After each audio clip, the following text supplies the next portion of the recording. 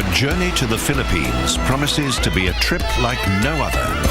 This is truly a land of contrasts. Just a short trip from a chaotic metropolis to untouched wilderness, coral reefs and jungles.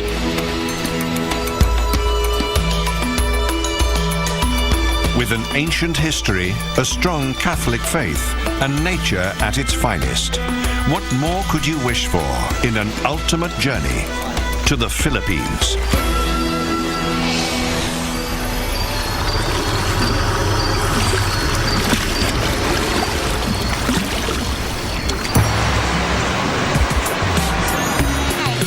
And the journey starts here, in the daily madness of the Philippine capital city, Manila. This vibrant corner of Asia can be a challenge for the senses. Not the most beautiful of cities, but with surprises at every turn. Manila has grown rapidly and has all the typical urban issues. In the city center, splendor and poverty can be found side by side. There are many charming and cosmopolitan areas, but to find them, you need a guide. Today's tour, just like everything else in the Philippines, just like television, like movies, like theater, today's tour shall also begin with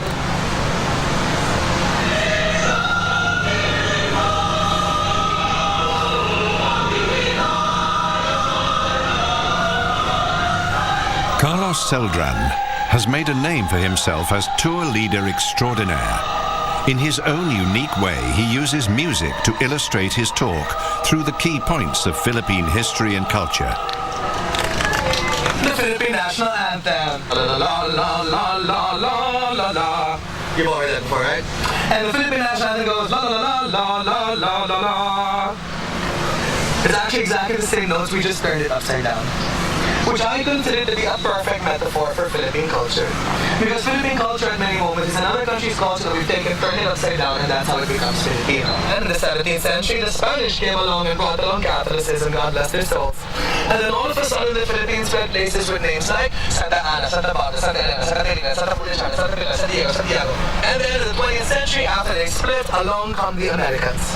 And then all of a sudden, the Philippines spread places with names like Washington Street, Forbes Park, McKinley Road. Wearing historical costume and armed with his precious tape recorder, he leads walking tours through the older parts of the town.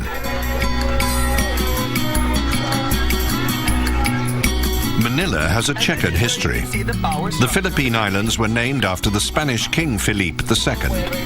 The Spanish built the Intramuros in the city center, which surprisingly survived the bombings of the Pacific War in the 1940s.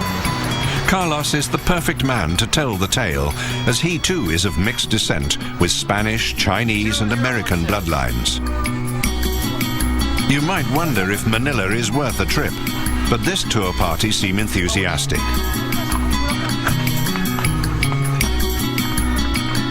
It's wonderful, wonderful, very entertaining, and I've learned so many things that I didn't know before about Manila. Carlos will be our trusty guide to Manila, but first, a detour. We venture south.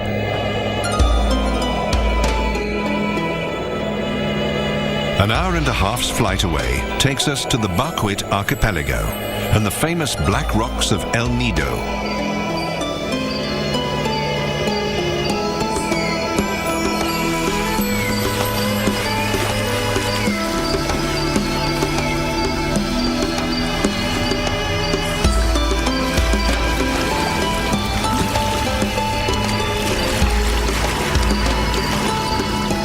Global travelers are drawn here in search of exotic beauty.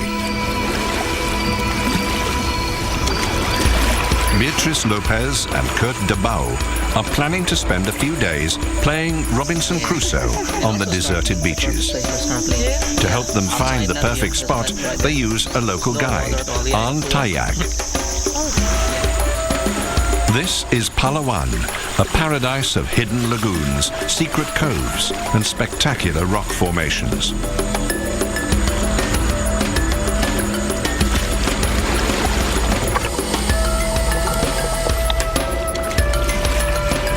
By paddling in glass-bottomed canoes, the couple can glimpse the mysterious world below. Oh my God, very nice.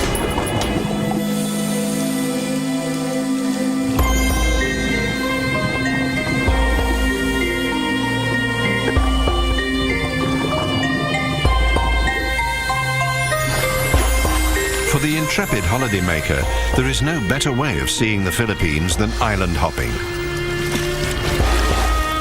The Barquit Archipelago is a labyrinth of little islands, bays and fjords. Great craggy limestone cliffs, coated in exotic jungle vegetation, rise from the crystal clear waters. This has to be one of the most beautiful marine habitats on Earth. For an ultimate journey, untouched, uninhabited sandy beaches lie in wait.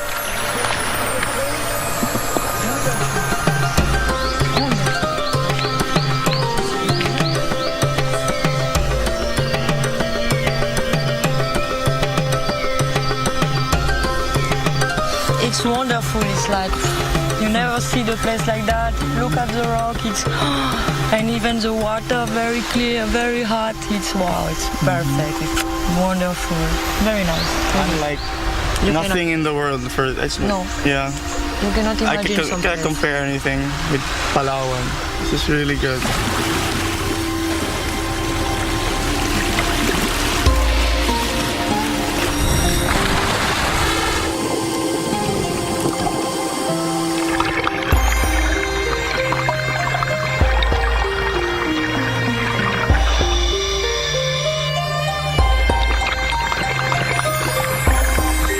Another attraction of the Barquit Archipelago is the spectacular diving.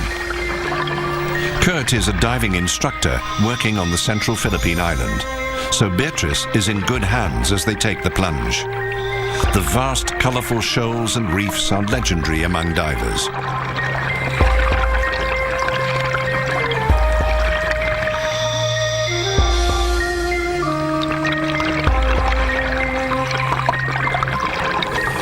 And because the reefs are only meters from the beach, access is easy, so it's simple to move between diving spots.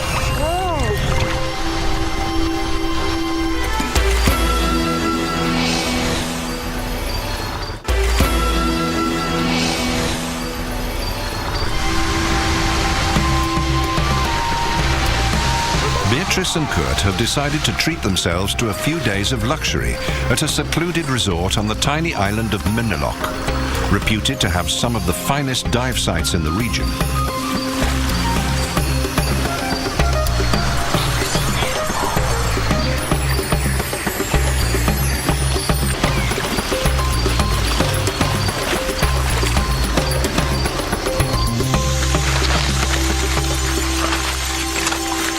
For a more rugged expedition, the couple use their guide to lead them through the jungle. The primeval forests of Pangulassian Island are virtually untouched by humans, offering a true wilderness experience.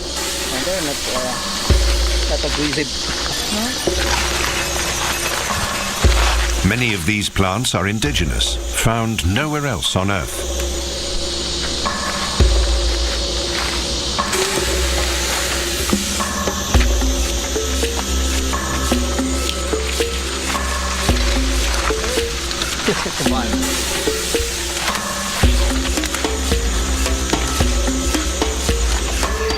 This path leads to an observation platform offering an elevated view of the island. There are hundreds of islands in the Barquit Archipelago. From here they can see the 45 scattered through El Nido Bay.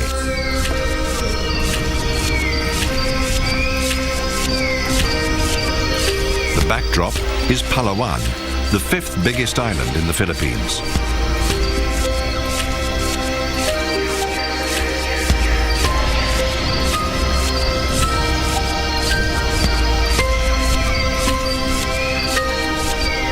It's wild. It's really the nature. It's a lot of rock and. The view is spectacular from here.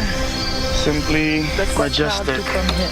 Quite hard to come here. Although it was well worth the effort.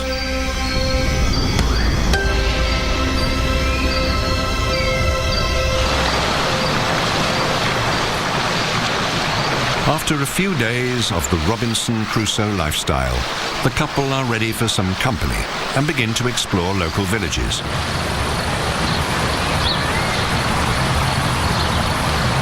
Arnel, their guide, accompanies them to the tiny island of Vigan, just off the Palawan coast.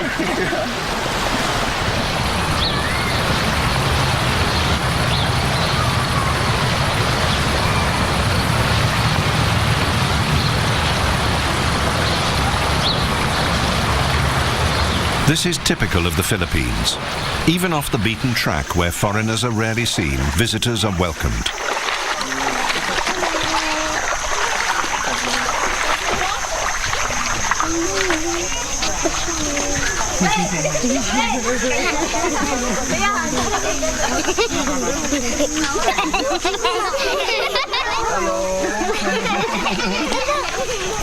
The people of Vigan have moderate lifestyles, drawing their primary income from fishing.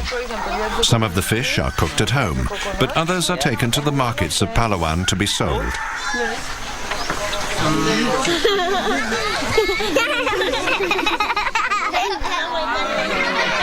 Although accurate head counts have never been done, there are around 300 people living here in bamboo huts.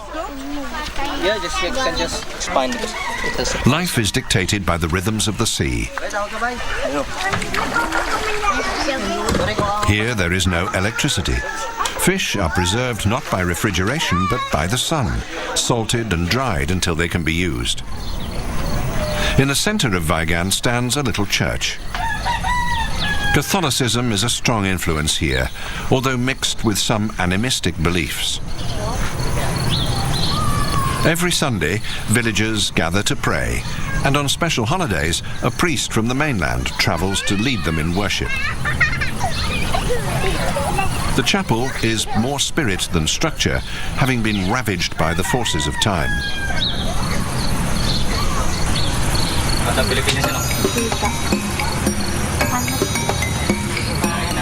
Beatrice and Kurt, like most guests, get the impression of welcoming and contented people and will take fond memories of the villagers of Vigan as they continue on their journey.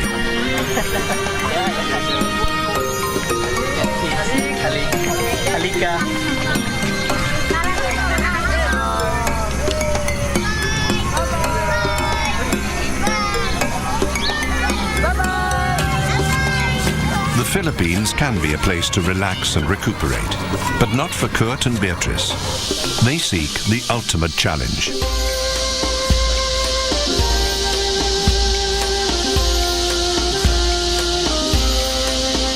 Climbing instructors Jeff Panelo and Jen Rossetti demonstrate a Philippine high-rise. Kurt and Beatrice are novices, but they're in good hands.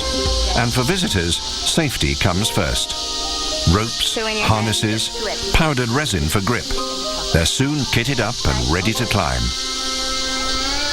One final safety check by the pros, and our young couple can begin their ascent. Right, all the way here.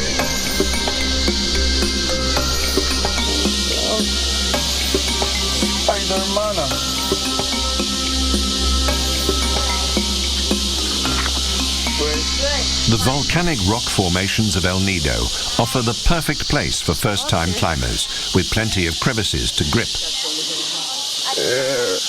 Still, it's not for the faint-hearted. But what better way to have an adventure while getting spectacular views of the islands?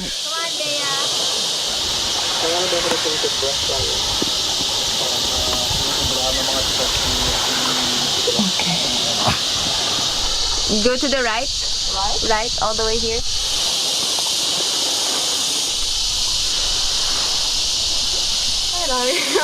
This is basic stuff for the locals.